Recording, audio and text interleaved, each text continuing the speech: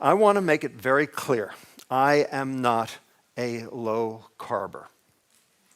And you can't fix diet if you don't know what the hell is wrong. These are the two inconvenient truths. Started here, okay? Basically, everything Gary told you is exactly right, and this was the culmination of that, the US dietary guidelines, right?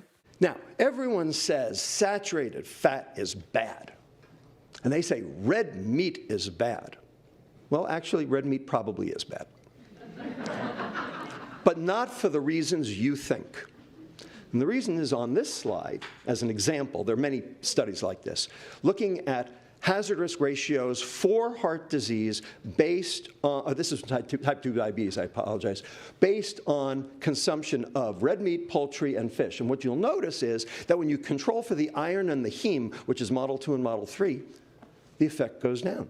So it might actually be the iron and the heme that's in the red meat rather than the saturated fat in the red meat, because iron and heme are both oxidative stress, and that does cause disease. So it is possible that red meat is a bad actor, but not because of the saturated fat. Everybody just assumed, because you have to cut the stuff off the T-bone, that that's what the problem was. Not necessarily. It might have been the meat itself. Protect the liver, feed the gut. Any food that does both is healthy. Any food that does neither is poison.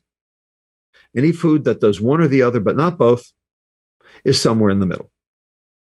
And that's what the empiric data show, which is why I offer it in the book, chapter 11, is how that works and why it works and the data that actually support that contention.